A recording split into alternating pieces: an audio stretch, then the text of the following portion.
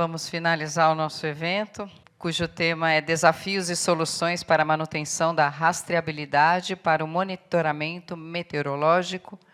Já está aqui no palco o moderador, o professor Celso Scaranello, presidente executivo da REMESP. O senhor quer dar uma palavrinha inicial ou já chamo o palestrante?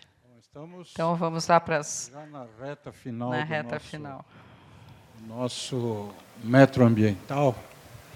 E, para finalizar, eu tenho a honra de moderar a palestra dessa pessoa, Major Leandro Peixoto, que é incrível, né? Tem nos ensinado muito, principalmente sobre segurança de voo. E hoje ele vai falar um pouquinho da experiência dele, né? Todos nós voamos, temos alguma experiência com voo, e todos nós queremos fazer voos seguros. E para que isso aconteça, nada melhor do que o pessoal do ICEA, né? No caso agora o Major Leandro, para nos brindar com a última palestra do nosso evento, e eu tenho a honra de poder recebê-lo aqui, Leandro. Então, vamos lá, para apresentar o tema do Major, cujo tema é Desafios na implementação do procedimento de avaliação de conformidade de estação meteorológica de superfície utilizada no Sistema de Controle do Espaço Aéreo Brasileiro. Aqui está o Major Leandro de Oliveira Peixoto, chefe da Subdivisão de Coordenação e Controle Técnico do Instituto de Controle do Espaço Aéreo, ICEA. Muito bem-vindo, Major, uma ótima apresentação. É esse gordinho.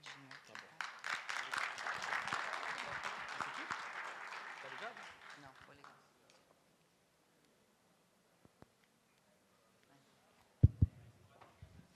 Boa tarde a todos, né? Já fui apresentado aqui, eu sou o Major Peixoto, eu trabalho no Instituto de Controle de Espaço Aéreo, né? Aproveitar a oportunidade para agradecer ao meu diretor, Coronel Zida, e ao meu chefe imediato que está ali, Coronel Marcelo, né, por permitir estar aqui nesse evento e fazer essa apresentação, né? A honra é minha, viu, professor Celso Scaranello, porque eu tenho uma eterna gratidão, sempre falo isso para as pessoas, pelo professor Márcio Santana. Eu chamo ele de meu tutor, tanto profissional como pessoal, e pelo senhor, que o senhor sempre demonstrou um carinho imenso por minha pessoa, pela FAB, né, por prestigiar esse evento e demonstrar a importância da meteorologia aeronáutica nesse contexto aqui do seminário. Tá bom? Muito obrigado pelo convite dos senhores. E eu vou falar um pouquinho aqui, né, da avaliação de conformidade de estação meteorológica de superfície, a importância dessa avaliação de conformidade, que isso vai trazer na qualidade e na segurança desses dados, né? Antes de mais nada, também quero ressaltar que eu não tenho, né, quem sou eu até para querer chegar ao nível dos palestrantes que estavam aqui. São doutores, são mestres. Quem sou eu para chegar ao nível do meu tutor aqui, professor Márcio Santana, ou do meu professor Celso Scaranello? Eu vou aqui tentar apenas repassar o conhecimento da atividade que eu desenvolvo junto com a minha equipe, junto com o meu time, junto com o meu chefe, lá no Instituto de Controle de Espaço Aéreo. Espero que os senhores possam ver o nosso trabalho e esse trabalho possa ser difundido para a sociedade, que é muito importante, até porque toda a sociedade utiliza esse modal aéreo, que é o avião. Tá bom? Bom, antes de mais nada, para começar a minha apresentação, eu venho falar da ONU, né? A Organização das Nações Unidas. Ela foi criada em 1945, no pós-guerra, pós-Segunda Guerra Mundial, e, derivado dela, criou-se outras organizações, né, com atividades que foram consideradas prioritárias a nível mundial. Uma delas é a Organização de Aviação Civil Internacional. É derivada da ONU, tem um símbolo até parecido com o da ONU, né? E ela foi criada, derivada da Organização das Nações Unidas. Para quem não sabe, também, logo depois da criação da OACI, Organização de Aviação Civil Internacional, foi criada a OMM, Organização Meteorológica Mundial, que também é vinculada à ONU, que tem um símbolozinho também vinculado, parecido com o da ONU. E elas se conversam, né? Há uma relação de simbiose aqui entre a ICAO e a OMM. Elas se conversam, elas ditam as diretrizes, principalmente vinculadas aos parâmetros meteorológicos da aviação. Bom, dito isso, é importante que esses parâmetros sigam o exemplo de todo o controle de espaço aéreo, né? A gente possa seguir o que essas organizações recomendam, elas ditam, tá?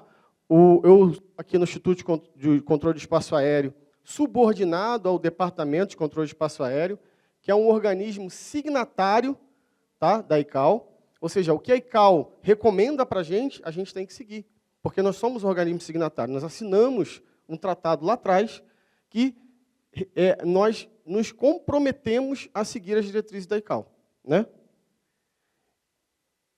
Cabe ressaltar também que o nosso Departamento de Controle de Espaço Aéreo, né, é responsável por um controle de espaço aéreo de 22 milhões de quilômetros quadrados. Né? A gente, às vezes, acha que a gente só é responsável pelo controle de espaço aéreo a nível do território nacional, né, que tem uma dimensão de 8,5 quilômetros quadrados. Não, nós pegamos boa parte do continente ali, das águas, né, próximo do continente africano. Por quê? Porque a ICAO ela entende que o Brasil ele tem maturidade suficiente para controlar esse espaço aéreo, em contrapartida aos países do continente africano. Então, nós nos responsabilizamos por todas as aproximações aéreas oriundas da Europa, da África, nesse contexto aí de mais de 10 mil quilômetros quadrados, né, além do nosso território nacional. Com isso, é de extrema importância que nossos parâmetros meteorológicos, né, nossas estações meteorológicas de superfície, né, elas tenham informações, parâmetros, dados fornecidos aos controles de tráfego aéreo, aos pilotos das aeronaves, confiáveis, de qualidade. E como é que a gente vai atestar que esses parâmetros, que essas informações da estação meteorológica de superfície, elas são confiáveis? Né? A gente vai verificar isso através de um processo de avaliação de conformidade. Vai verificar que aquela estação ela atende minimamente requisitos que são ditados pelo órgão regulador desse contexto, que, no nosso caso, é o Departamento de Controle de Espaço Aéreo. Né? O governo brasileiro ele entrega esse controle de espaço aéreo ao Departamento de Controle de Espaço Aéreo, que é subordinado ao Comando Aeronáutico. Em contrapartida de outros países, né, que existem controle de espaço aéreo que são gerenciados por organismos civis, no Brasil, o controle de espaço aéreo é gerenciado majoritariamente pelo Comando Aeronáutico. Tá? E o objetivo dessa palestra, né, é conhecer, que a plateia possa conhecer os desafios e a estruturação da atividade de avaliação de conformidade dessas estações meteorológicas utilizadas no contexto do SEAB, que é o sistema brasileiro, né, Sistema de Controle de Espaço Aéreo Brasileiro. Para isso, nós vamos seguir um roteirinho, tá? Vou falar um pouquinho só de metrologia na metrologia, focado mais prioritariamente aos ensaios, né, que são voltados para o processo de avaliação de conformidade. Vou tentar ser rápido nesse primeiro ponto, porque muitos dos palestrantes anteriores já falaram sobre esse contexto da metrologia na meteorologia. Vou abordar a base normativa de referência, né, que são as normas que nós utilizamos principalmente para extrair esses requisitos e montar, que é o próximo tópico, a base mínima de avaliação de conformidade, né, que nós colocamos isso, damos publicidade para essa base de requisitos e mostramos para toda a sociedade, para os players, para os fabricantes e fornecedores de sensores meteorológicos, o que nós esperamos minimamente de especificações técnicas daquelas estações. E finalizamos com o desenvolvimento e validação da metodologia de ensaios que estão vinculadas a esses requisitos, que nada mais é que o procedimento, né, que eu vou adotar, ou um procedimento padrão, né, que eu vou adotar para que eu possa comprovar esse requisito no ambiente, geralmente, laboratorial. Tá bom? Bom, começando aí a apresentação, a parte da metrologia, eu sempre gosto de citar isso aqui, o professor Márcio ontem falou do tetraedro, né, professor? Na minha área, eu conheço mais como tripé, mas realmente, na área de pesquisa, existe o quarto fator, que é o fenomenológico, né? Mas a metrologia, basicamente, ela está vinculada a esse tripé aqui, instrumentação, qualidade e estatística. Tá? Não existe metrologia sem instrumentação, sem qualidade dos dados e sem o parâmetro matemático, todo o cálculo matemático para a gente definir o erro, definir a incerteza. Definir a correção da medida que a gente está realizando. Então, não existe a metrologia sem esse tripé. Tá? Ali a definição de metrologia, né, que está no nosso VIN. Desculpa. E como é que a gente vai utilizar, né, quais fontes normativas que nós podemos utilizar, quais referências que nós podemos utilizar para que a metrologia possa ser aplicada à meteorologia? Bom, nós temos o ISOGAN, que define os parâmetros da incerteza, o EA 402, a própria ISO 17025, que foi citada inúmeras vezes aqui nas palestras anteriores, mas temos também alguns documentos normativos da área de meteorologia, como a WMO número 8, e, no caso da ICAO, nosso Organismo de Aviação Civil Mundial, o anexo 3, que trata especificamente da parte de serviço de meteorologia na aviação. Opa! No âmbito da meteorologia também, nós podemos pegar outros parâmetros, né? outras fontes que a gente pode utilizar para a gente possa robustecer esses requisitos que possam ser gerados para a nossa estação meteorológica. Temos recomendações da OMM, como eu falei, requisitos e recomendações de normas técnicas, a ASTM, a ISO, a IEC, várias instituições que geram essas normativas, né? Regulamentações de requisitos setoriais, principalmente da área de aviação, no nosso caso, literatura técnico-científica, artigos, publicações que possam nos embasar, nos direcionar para a extração desses requisitos, além de requisitos da própria BIPM, do Inmetro, de outros organismos de qualidade ou Inmetros de outros países, né? E como que eu vou extrair esses requisitos? De onde que eu vou tirar esses requisitos? Tudo depende da aplicação, né? Esse slide aqui é um slide do professor Márcio Santana, eu tomei a liberdade de pegar esse slide emprestado dele, mas tudo depende da aplicação, né? Eu lembro que o senhor, ontem que estava ali sentado, falou do caso lá dos Estados Unidos, né? Que uma partida de algum jogo, né? Pode ser de futebol, futebol americano, enfim, uma partida onde ocorre em ambiente aberto, ela pode ser paralisada devido a fatores climatológicos adversos, uma previsão de fatores climatológicos adversos. Isso é ditado por esse organismo aqui, ó, a EPA, que é a Agência de Proteção Ambiental Americana. Ela que obriga que todos os jogos sejam paralisados se houver alguma previsão de tempo severo. Então, tem vários organismos que geram requisitos, que geram diretrizes na área de meteorologia, né? A própria OMS, a Organização Mundial de Saúde, ela fala alguma coisa na área de meteorologia, por incrível que pareça. Então, a gente vai depender da aplicação. Qual a nossa aplicação? No meu caso, a aplicação é a área de controle de espaço aéreo, aviação. Mas, se for uma outra aplicação de climatologia, vai ter uma fonte específica para que ele possa extrair, né, aquela informação, aquele requisito, aquela diretriz que ele possa seguir.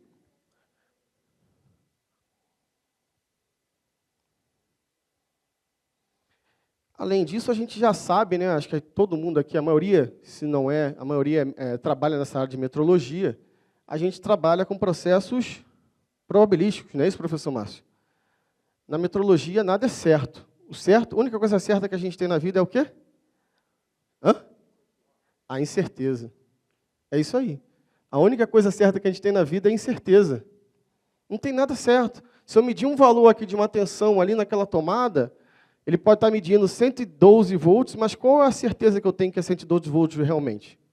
Eu vou ter uma incerteza associada ao meu padrão, ao meu processo, sem incertezas tipo A, incertezas tipo B. Certeza tipo A geralmente está envolvida com a parte de estatística, meus cálculos estatísticos para verificar qual o nível de diferença ali do valor da medição que eu estou tendo. A certeza tipo B geralmente está vinculada ao meu padrão, né, à rastreabilidade da medição, ao meio ambiente onde eu estou fazendo aquela medição, controle ambiental.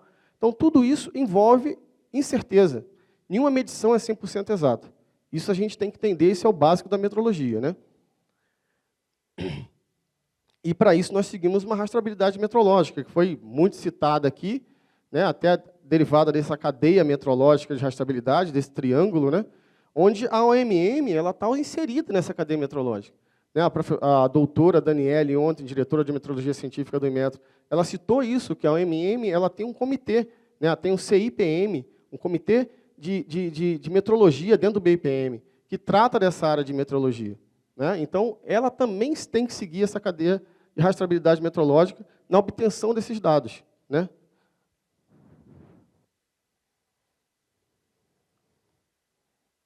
Eu não estou conseguindo passar isso aqui. Agora foi. Bom, se a gente tem que seguir essa cadeia metrológica, nós sabemos que temos diversos tipos de sensores implantados e fornecidos, né, por muitos fabricantes hoje existentes. A pergunta que eu faço, que é até meio retórica, né? Sensores e instrumentos meteorológicos de diferentes tecnologias produzem resultados distintos e possuem características distintas? Obviamente que sim, né? Então, eu não posso tratar eles da mesma forma. Certo? Eu não posso tratar eles da mesma forma, mas eu posso obrigar que eles me forneçam requisitos padronizados que me atendam.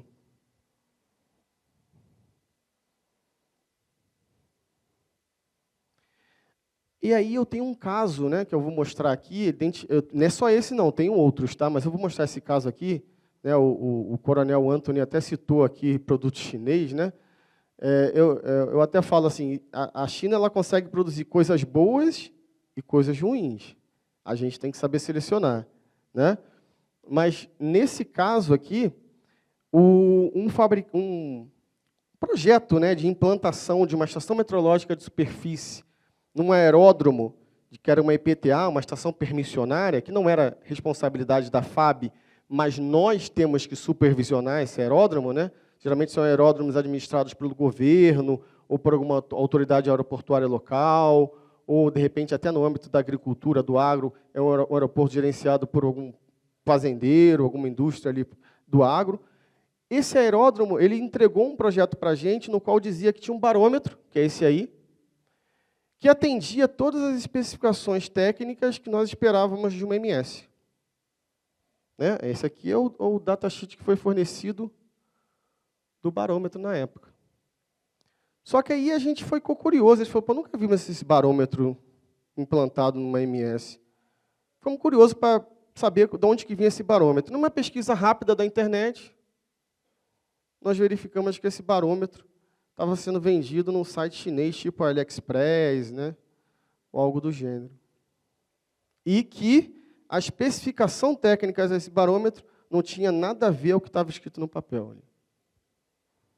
Olha o problema que a gente estava criando para instalar uma estação meteorológica que ia fornecer informações totalmente não confiáveis para uma operação aérea. Se a gente não fizesse essa pesquisa e confiasse no que estava no papel, no que estava escrito no papel.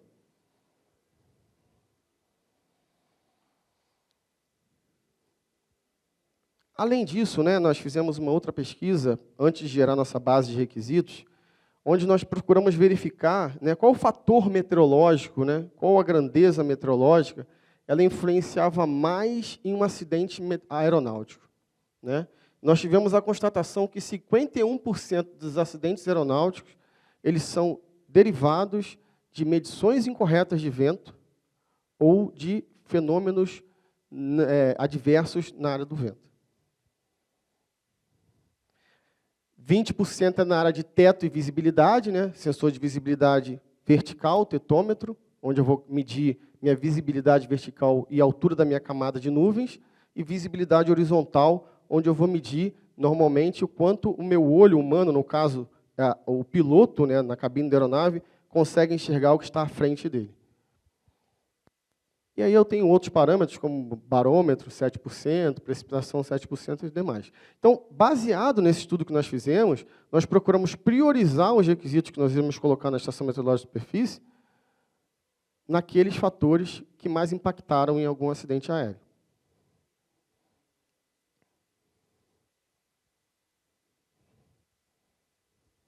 Foi. Bom, e aí? Como é que a gente vai afirmar que é seguro voar entre aquelas nuvens ali? Como é que eu vou dizer que uma operação aérea de pouso e decolagem, né, de uma aeronave no aeródromo, vai poder ocorrer quando eu tenho um teto que não está muito adequado? Tenho baixa visibilidade. Eu tenho que atestar que aqueles meus sensores que estão instalados lá no sítio aeroportuário, eles são confiáveis. Eles produzem dados de qualidade para trazer a segurança para a operação aérea, fazer com que ela seja eficiente.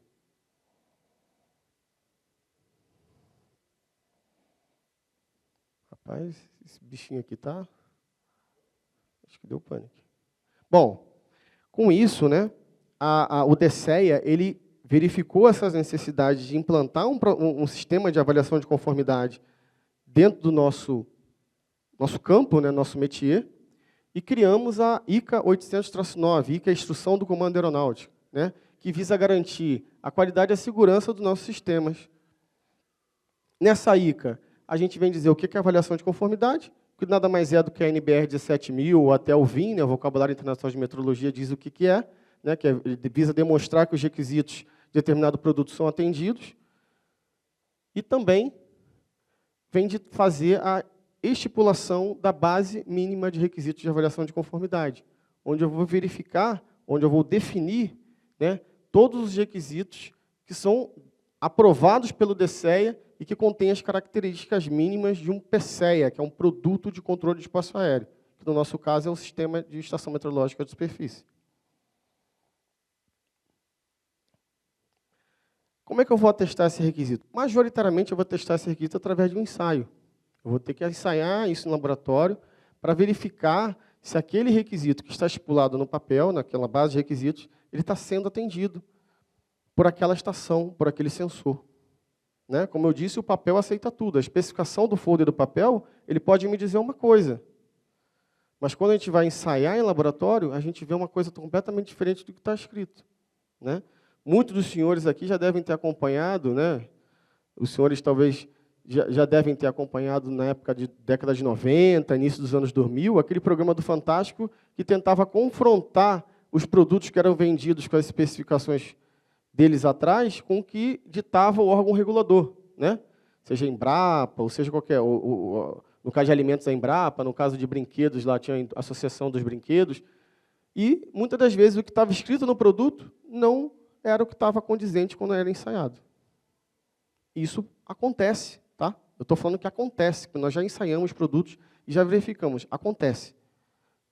O fabricante ele escreve uma determinada especificação e, quando vai ensaiar, não é aquilo que o fabricante está dizendo que é.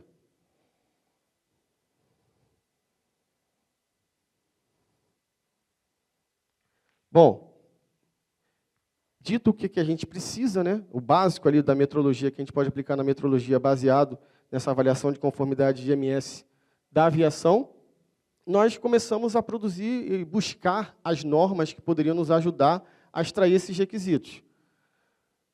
Nos orientamos por um outro documento que o DSEA produziu, para que pudesse nos dar um norte de como a gente podia fazer essa busca de normas, né, que comumente é chamada no âmbito da certificação de tailoring, né, de busca, de extração de requisitos das normas técnicas. E o DSEA definiu ali os conjuntos das publicações, como é que a gente ia definir, e quem era o responsável por produzir esses requisitos, que era um grupo de especialistas dentro do nosso métier, dentro do DSEA, que iam gerar esses requisitos, que hoje a gente até na prática avançou, graças a Deus, até por orientação do Inmetro. A gente não só coloca esses especialistas, mas coloca também integrantes de laboratórios, integrantes dos fabricantes e fornecedores, porque a gente tem que enxergar o seguinte: eu posso ter um requisito que ele é inexequível, eu não consigo atender. Minha infraestrutura laboratorial, ela hoje não é capaz de fazer um procedimento ou de gerar um ensaio para verificar o atendimento daquele requisito. Ou mesmo um fabricante, um fornecedor, né, os fabricantes, fornecedores em geral, não conseguem gerar equipamentos que atendam aquele requisito. Então, eu tenho que pesar na balança e equilibrar, gerar um requisito que não vai além do que minha infraestrutura laboratorial e os meus fabricantes possam me responder, nem a quem, né, ao que a segurança e a eficiência das operações aéreas me requerem. E eu tenho que pesar isso na balança na hora de gerar um requisito. Né? Os grupos especialistas eles são orientados dessa forma. Para isso, a gente buscou não só esses, tá? Eu vou citar só alguns aqui, mas teve outras normas que nós procuramos também para extrair esses requisitos.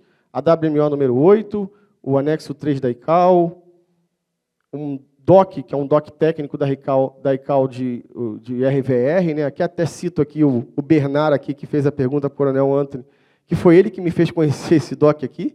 Né? RVR é o Running Visual Range, né? Alcance visual da pista. É o quanto o piloto consegue alcançar da pista no procedimento de pouso. Né? Normas de telecomunicações, porque eu tenho que ter esses dados guardados e para serem analisados no futuro, derivados de algum acidente ou incidente aéreo. Quanto tempo que esses dados vão ser armazenados, como que esses dados vão ser armazenados. Né? ou vão ser tramitados. Uma Advisory Circular da FAA, que é o órgão certificador americano, né? Eles dão muitas diretrizes de especificações de estações meteorológicas de superfície, não só a estação meteorológica de superfície, como diversos outros equipamentos aplicados em controle de espaço aéreo. A norma da EPA, ó, citei a EPA aqui, ó, tá vendo? Que é a Agência de Proteção Ambiental Americana, que também me ajuda em estação de alguns requisitos. Da WMO a gente citou, vou só passar bem rápido aqui, né? Da WMO a gente citou, conseguiu extrair, né? Citar alguns requisitos da área de temperatura, da área de umidade relativa, da área de precipitação, índice pluviométrico,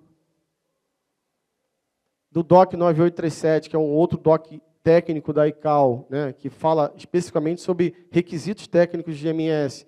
A gente conseguiu extrair requisitos de anemômetros ultrassônicos, de estado sólido, de sensores de visibilidade, sensores ópticos, temperatura, né, pressão atmosférica. Da AC, da FAA, nós extraímos alguns requisitos.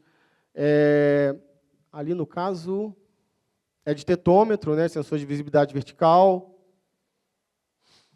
E a gente tem um dilema aí, né, que eu acho que é um dilema que muitas áreas da meteorologia passam, né, e a gente enfrentou também no DSEA. Existe no anexo 3 da ICAO uma parte, uma tabela, que é chamada de parametrização operacional, né? Que o quanto os parâmetros operacionais do sistema de visualização da MS, que fica lá na torre de controle, né, onde o controlador está visualizando aquelas informações e está fornecendo aquelas informações, geralmente, para o piloto ou para o pessoal da pista, do pátio da pista, o quanto eles podem dispersar. E muitos queriam usar esses requisitos de parâmetros operacionais para colocar na BRAC. Só que não pode, pessoal. Né? A gente até, na nossa norma interna da FAB, nós refletimos, né? Aderimos essa parametrização operacional para uma norma operacional nossa de MS. Né? E é idêntica ao que está no anexo 3 da ICAO. Mas por que não pode? Porque esses requisitos técnicos eles têm que ser mais restritivos. Eu vou ter perdas do meu sensor que está no campo, até ele chegar com a informação no sistema de visualização. Eu tenho modem, eu tenho processador, eu tenho data logger, eu tenho, se o sensor for analógico, um conversor analógico digital, que vai ter perdas nesse sinal. Né? Então, para isso, né, como eu falei ali, a informação que sai do sensor, que vai para o sistema de visualização, eu tenho que ter uma análise de requisitos técnicos mais acurada.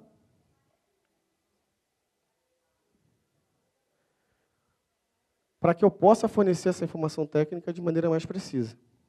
Tá? Aqui eu estou mostrando as perdas que nós temos do sensor até chegar no sistema de visualização. Então, esse sistema aqui de visualização, essas informações que estão aqui, são a parametrização operacional.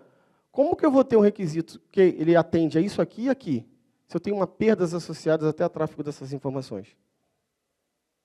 Talvez muitos dos senhores passem por isso. E devem analisar os requisitos técnicos que estão sendo destinados, né, aos sensores que são colocados em campo. Bom, a base mínima de requisitos ela foi produzida, né, e a gente criou um sisteminha para um versionamento, né, um gerenciamento de toda a base de requisitos, de todos os produtos de controle de espaço aéreo, não apenas de MS, tá? Mas de todos os produtos de controle de espaço aéreo, um sistema até desenvolvido pelo nosso instituto, tá? E depois que passa por toda a tramitação de aprovação dessa base de requisitos, incluindo os catalogadores, né, que são especialistas, os revisores, até chegar no subdepartamento técnico do DSEA, e aprovado, após aprovado, a gente publica essa base de requisitos e dá transparência a ela, né? A gente coloca ela no nosso portal da conformidade, com todos os parâmetros dos requisitos, fontes normativas. Colocamos algumas observações e até algumas adequações dos requisitos. Por exemplo, a faixa de temperatura que as normas internacionais requerem, geralmente é menos 60, menos 80 graus. Não tem aeroporto no Brasil que consiga chegar a essa temperatura. A gente foi pesquisar no INPE, o menor índice de temperatura que tinha na época que a gente fez a base de requisitos em um aeródromo era menos 6, menos 8. Então, a gente diminuiu esse requisito para menos 10, né, até indo até 50, 60 graus. Então, a gente adequou a nossa realidade brasileira, até para não seguir somente o que a norma dita, né? Houve uma análise desse requisito, e deve haver uma análise. Outro ponto interessante é que não tem, em muitos requisitos internacionais, alguma coisa que venha ditar sobre proteção de invólucro dos sensores. Nós tivemos um sensor anemométrico, o Bernardo não me deixa mentir, nem o Marcelo Strangulo da Nave Brasil, nós tivemos um sensor anemométrico que dizia que a MTBF dele é de 20 anos. Eu falei, pô, 20 anos MTBF, tempo para reparo? Impossível. Não conheço sensor que tem MTBF de 20 anos. Não naquela época, né? Isso eu estou falando em 2018, 2017, né? Aí eu falei assim, tá bom, você está falando que tem 20 anos, vamos botar para rodar e ver como é que ele vai funcionar, né? Não demorou 2 anos, teve uma pane sistêmica em vários sensores anemométricos desse modelo. Por quê? Teve uma infiltração de água no sensor, que quando chovia, queimava o processador, o sensor parava de funcionar. O MTBF de 20 anos foi para água abaixo.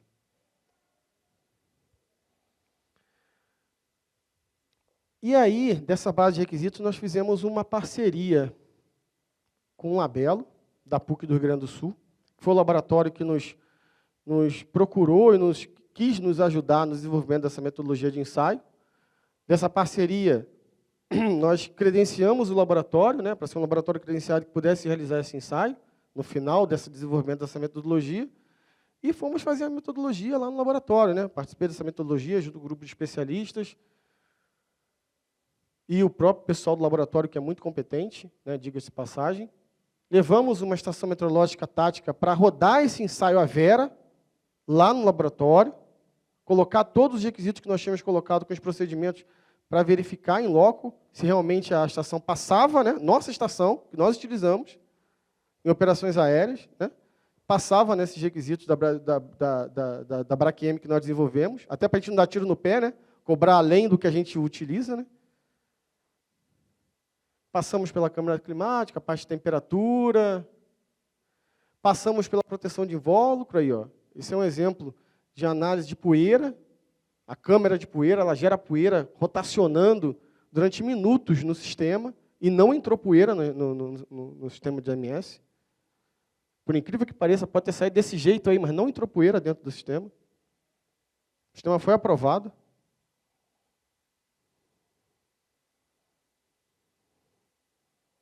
Caramba. Aí.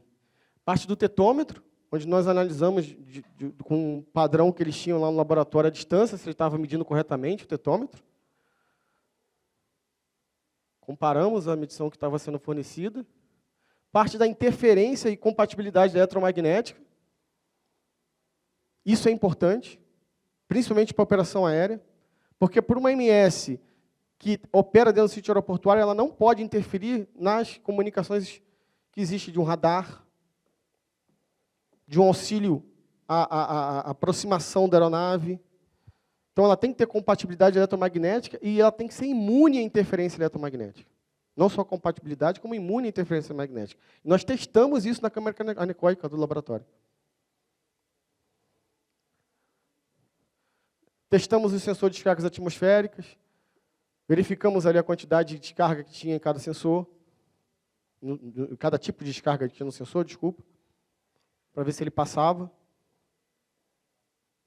E desenvolvemos a nossa metodologia, com a descrição de cada parâmetro, de cada sensor, da entregação da MS, validada. Com ensaio realizado e verificando que aquele procedimento ele pode ser feito e pode ser realizado baseado na nossa base de requisitos. É um documento final? Não, é um documento vivo. Evoluções tecnológicas acontecem, né? Evoluções técnicas, outros entendimentos técnicos acontecem, mas já é um primeiro passo para a gente saber o que a gente espera, o que a gente quer de uma estação meteorológica de superfície aplicada ao controle de espaço aéreo. Diga-se de passagem, o doutor Márcio aqui nos ajudou muito no estabelecimento tanto dessa base de requisitos como no desenvolvimento de ensaio, né, doutor? E aí, só como um plus, tá? Só para a gente relaxar da apresentação, eu deixo aí para os senhores uma dica, né? Aqueles que gostam aí, apreciam o tema de avaliação de conformidade, certificação, que faz parte da infraestrutura da qualidade, né? Tem um documentário na Netflix chamado Queda Livre, a tragédia do caso Boeing, que vem falar sobre o Boeing 737 MAX, né? Aquelas 2 quedas de aeronave do Boeing 737 MAX que veio causar a fatalidade de centenas de pessoas, que foi derivada de um processo mal sucedido de certificação do sistema embarcado de uma aeronave. E a importância de a gente certificar um sistema antes de colocar ele em operação. Esse documentário fala muito para quem quer entender um pouquinho do que o processo de avaliação de conformidade, o processo de certificação, ele é importante para qualquer produto que nós viemos comprar. Vale a pena assistir esse documentário, tem implicações para a FAA, que é o organismo certificador, tem implicações para a Boeing, que é a empresa que teve que groundear, deixar em terra todas as outras aeronaves 737 MAX, até que viesse a consertar. Imagina os bilhões de dólares que a Boeing perdeu por um processo de certificação mal sucedido. Esse documentário vale muito a pena. Tem um documentário também da Challenger, né, que também vem mostrar, a Challenger na década de 80 teve uma decolagem que acabou o foguete explodindo no ar. Também vem falar um pouquinho sobre o processo de fabricação ali de algumas partes da Challenger, do foguete, mas eu quis deixar isso aqui, porque esse documentário é atual, né, é uma realidade atual, que nós podemos constatar que o processo de avaliação de conformidade ele é importante, seja em que área for. Bom, pessoal, passei por esse roteiro, falei sobre metrologia na metrologia, ensaios em laboratório, focando nos nossos ensaios, focando na área de avaliação de conformidade do nosso MS utilizado no CICEAB. Falei um pouquinho sobre a base normativa de referência, quais foram as normas que nós utilizamos para a estação desses requisitos. Através dessas normas, nós extraímos os requisitos para estabelecer a base de requisitos de avaliação de conformidade mínima da MS e finalizamos com o desenvolvimento da metodologia de ensaios. E atingimos o nosso objetivo, aí, que é de conhecer, né, como foram os desafios, como foi a estruturação desse processo de avaliação de conformidade, que não terminou, ele é contínuo, né, há uma atualização constante, a gente está sempre aprendendo. Eu acho que a gente nunca tem uma decisão final de nada, né, a gente está sempre aprendendo alguma coisa, e a gente tem sempre algo a contribuir, e até os senhores podem, esses documentos são públicos, né, vão ficar públicos no nosso portal da conformidade, os senhores podem estabelecer contribuições. A nossa base de avaliação de conformidade, antes de ela ser aprovada, ela é colocada em consulta pública pelo DSEA, para que toda a sociedade possa contribuir com críticas. E os senhores, as críticas dos senhores também são bem-vindas para que a gente possa aprimorar a nossa documentação, até pelo conhecimento e especialidade dos senhores. Por fim, eu deixo essa frase de fecho, tá? O que é medido e checado não pode, o que não é medido, né, e checado não pode ser gerenciado. Tá? A frase de Deming, é um guru da qualidade. Quem puder conhecer, ou quem não conhece Deming, pode depois pegar algumas publicações, algumas documentações dele, mas vale a pena saber que a gente precisa gerenciar todas as informações que nós produzimos.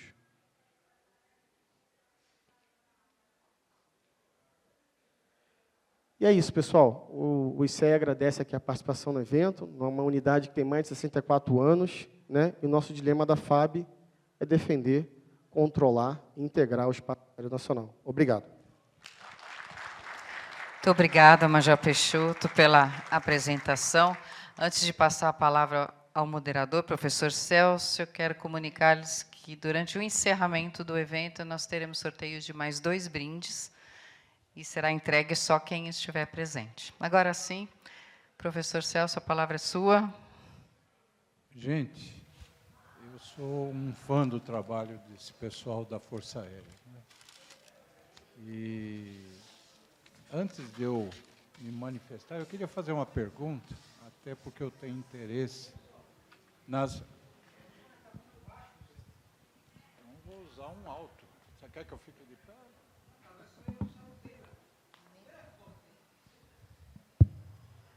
Então, eu antes de passar a minha pergunta para o Major Leandro Peixoto, eu quero ver se vocês gostariam de fazer alguma pergunta. Nossa, o pessoal levantou com tamanha vibração ali. Então, é o Coronel Marcelo. Eu sou o Tenente Coronel Marcelo, como o Peixoto falou aí, eu sou o chefe dele, da divisão. Parabéns, Peixoto, pela excelente apresentação. Mas eu queria que você fizesse, Peixoto, aí um comentário, rapidamente, tá, do impacto desse trabalho, sobretudo com a MS, no desenvolvimento da metodologia, com um caso real de ensaio, sem citar empresa, sem nada, de uma estação meteorológica para ser certificada. Tá? Bom, bem lembrado, coronel. Eu não queria citar, mas se o senhor me forçou a citar, eu vou citar. A gente tem que obedecer o chefe, né? E teve uma empresa, né, que quis nos procurar no DCEA, no ICEA, para certificar a AMS dela, a Estação Meteorológica de Superfície dela, dizendo que a AMS dela já tinha sido instalada em vários lugares do mundo, né? Já estava operando em vários lugares do mundo, fez até uma forçação política, onde a gente teve que contornar ali a situação, né, uma pressão política. O coronel Marcelo até foi despachar lá com o chefe do DCEA, mostrando que a gente não tinha encontrado essa estação em lugar nenhum do mundo, como ele havia dito, a gente não encontrou. Né? E a gente falou, tá bom, se a estação do senhor é boa, o senhor vai passar por um processo de avaliação de conformidade e vai passar. Vai ser aprovada, o senhor vai poder implantar. A estação chegou no Brasil, né? Eles sequer conseguiram integrar a estação, colocar a estação para funcionar, colocar as informações dos sensores disponíveis no sistema de visualização, só para o senhor ver o tamanho do problema, viu, professor Márcio? E 90%, 80% dos ensaios não conseguiram ser realizados, não porque os sensores não eram bons, muito pelo contrário, a gente até conhecia alguns sensores e sabia que era bom. É porque a estação não conseguia ser integrada, o próprio fornecedor fabricante não conseguia integrar a estação e colocar a estação operacional. O senhor lembra de mais algum problema? É isso aí, né? Então, eu não vou citar aqui o fabricante, obviamente, até por questão de ética, né? Como eu não citei também a empresa que tentou colocar aquele projeto lá do barômetro, né? Aquele barômetro Xing Ling lá. A gente não está aqui para citar esse problema, mas é só para relatar o problema e dizer a contramedida que nós tivemos que atuar para evitar esse tipo de óbice. É isso. Obrigado, coronel. Fala aí, Major, tudo bem? Meu nome é Marcelo. Major, eu vi, a sua apresentação foi ótima, excelente, é mais por uma curiosidade. Sim. A gente viu aqueles documentos da WMO, e a WMO define esses requisitos em classes, né? Classe de equipamento, classe Alfa, Bravo, Charlie, Delta. Sim. Os requisitos mínimos que vocês fizeram, vou ler depois sobre o assunto, sim, mas os requisitos mínimos, foi englobado em uma dessas classes? Excelente pergunta, viu, Marcelo? O que a gente fez? Né? E eu acho que é um bom ponto de partida para aqueles que querem estabelecer uma base de requisitos. É verificar o que a gente tem em campo hoje, para não inventar roda. A gente não pode cobrar um requisito que esteja além dos sensores que a gente já aplica na aviação. A gente tem que ser coerente. Né? Então, não vou te falar aqui que a gente usou classe A, B, C ou D, depende da aplicação.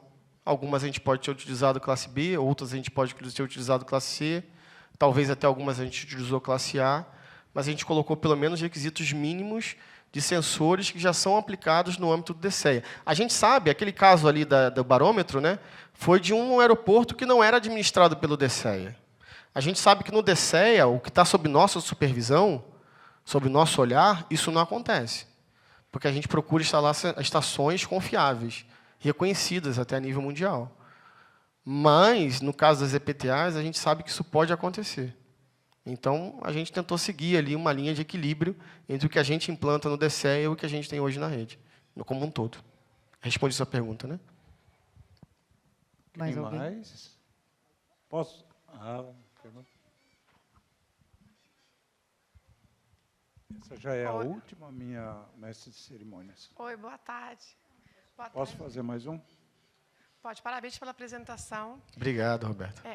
Então, assim, eu vi que você explicou os ensaios de laboratório. E, em contrapartida, o pessoal estava falando de vários desafios em campo, para fazer as medições em campo. Sim. Vocês conseguem fazer alguma coisa em campo? Ou é tudo laboratório? Como que vocês extrapolam isso? Eu não sei se existe alguma extrapolação para a realidade do campo, né? Excelente pergunta, Roberto. O coronel Marcelo até ri ali.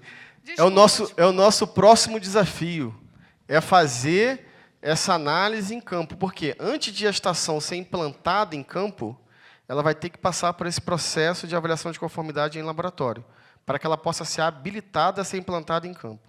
E o nosso próximo desafio é justamente, quando ela está implantada em campo, como que eu vou atestar que aqueles parâmetros continuam sendo fornecidos de forma de qualidade? Esse é o nosso próximo desafio. O nosso próximo trabalho vai ser esse, a avaliação de conformidade, que a gente chama de operacionalidade continuada, que é o pós-certificação, né? É o pós-análise de laboratório. Não começamos ainda, temos mais esse desafio pela frente, mas foi muito boa a pergunta. A gente tem que continuar analisando, porque não é só um retrato que a gente tem que tirar ali do início da estação. A gente tem que ver a estação em todo o ciclo de vida dela, até a desativação. Não como qualquer produto, né, que a gente coloca hoje depois da homologação. Obrigado pela pergunta, Roberto. Podemos dizer que é o próximo tema do próximo evento, quem sabe? Quem sabe?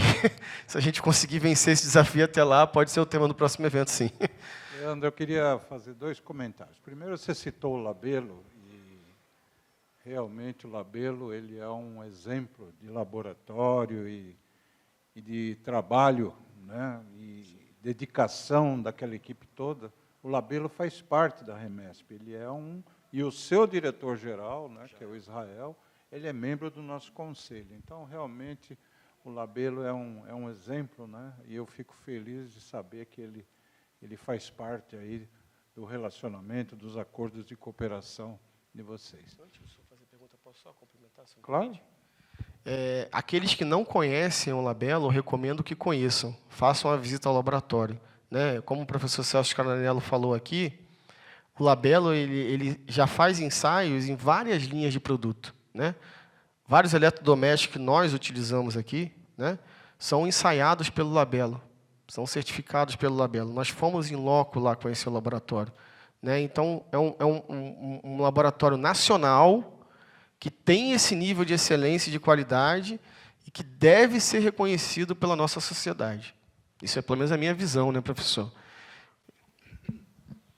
E a outra questão, eu gostei do case que você citou lá do barômetro, que ele não fazia parte, não está no radar de vocês, porque não é a área de competência do ICEA.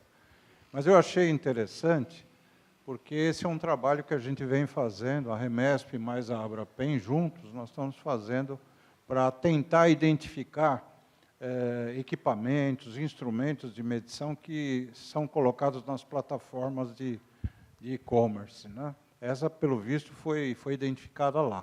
E a gente tem lutado contra isso e vamos fazer um evento dia 12 de agosto, lá na delegacia. Estão convidados, porque é um evento que nós estamos organizando e a entrada é gratuita, justamente para que todos participem dessa programação.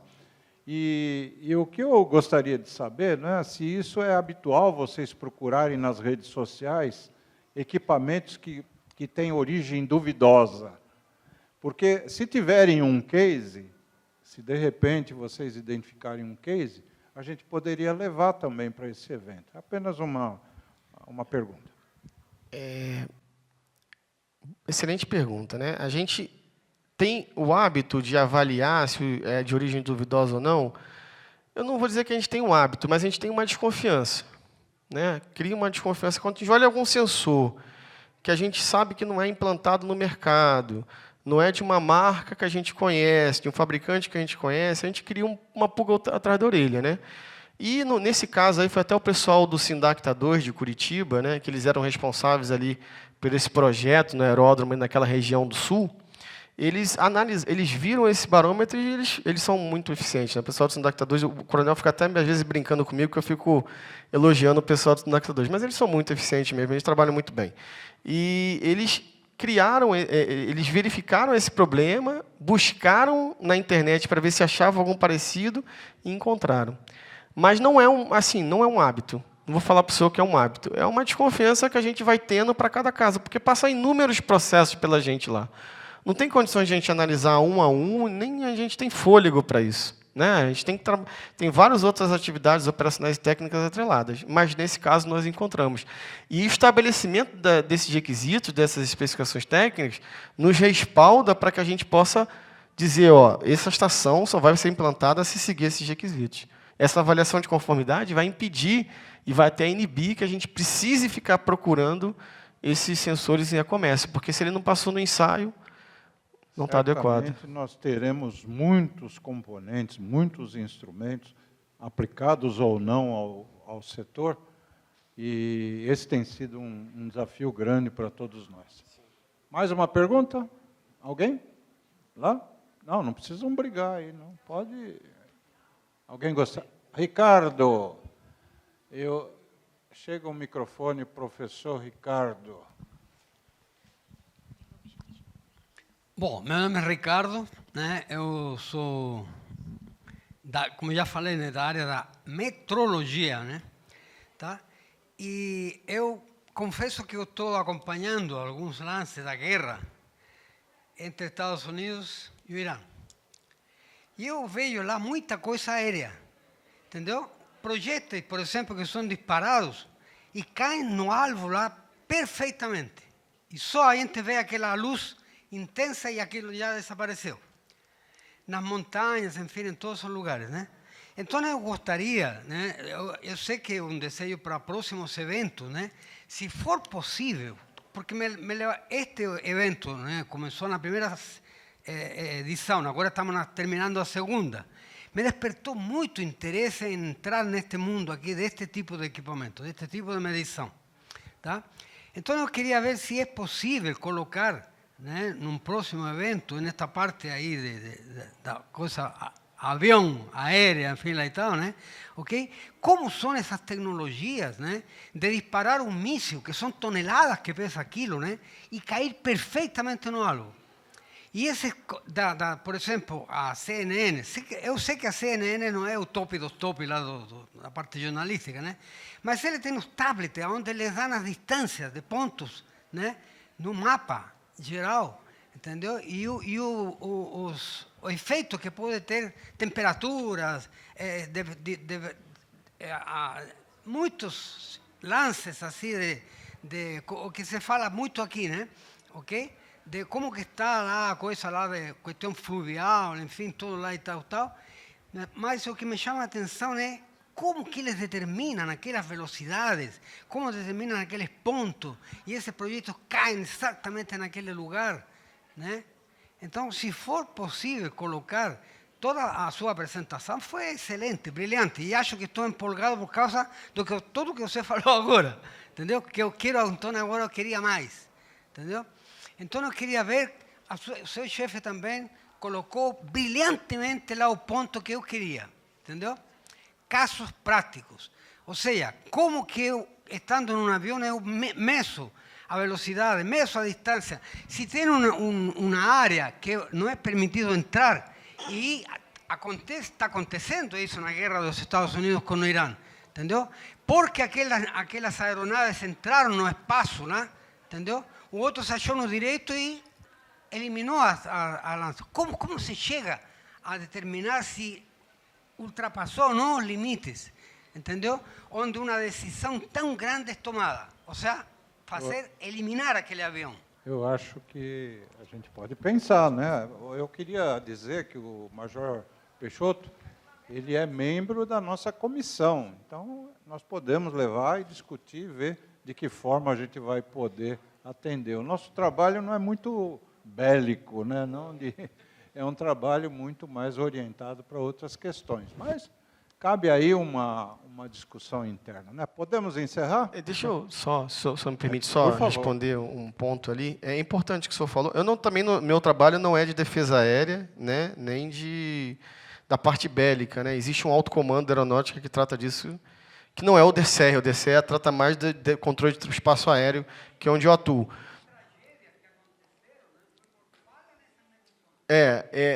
Para a defesa antiaérea, isso eu sei, né? Isso eu sei porque eu já apoiei, o Bernardo sabe disso, com estação meteorológica de altitude, né? Ela consegue medir até determinadas camadas de altitude, faz medições constantes, para que ela possa saber qual velocidade, qual angulação que ela vai atacar, né, a aeronave numa defesa antiaérea. Então, ou seja, a meteorologia está envolvida nisso aí, tá? Intimamente envolvida, né? A gente precisa usar uma estação meteorológica de altitude para, através, de repente, de uma radiosonda, né? Hoje até mesmo de um drone. O drone ele pode hoje ser embarcado com sensores meteorológicos e ir medindo esses parâmetros meteorológicos em elevadas altitudes. Eu não preciso mais usar apenas uma radiosonda acoplada a um balão meteorológico, né? E essas informações elas são úteis para eu definir a angulação, a velocidade e vários outros parâmetros ali de lançamento do foguete numa defesa antiaérea. Não sei se eu respondi um pouco a sua pergunta, mas é até onde o meu nível de conhecimento alcança. Peço desculpas, porque não é minha área de atuação. Eu preciso começar a encerrar, porque nós temos um limite aqui de entrega do auditório, porque vamos ter um evento hoje à noite. Então, me desculpe, mas a gente tem que começar o encerramento. Depois dessa aula de infraestrutura da qualidade e de metrologia aplicado à defesa, então eu só queria agradecer ao Major Peixoto por toda a sua disposição e disponibilidade em poder nos ajudar em mais um evento metroambiental. Então, eu passo a palavra à Patrícia para ele iniciar o encerramento. Vamos lá. Primeiro, eu vou entregar o certificado. Mais uma vez, obrigada pela apresentação. E vamos fazer rapidamente a foto oficial dos dois.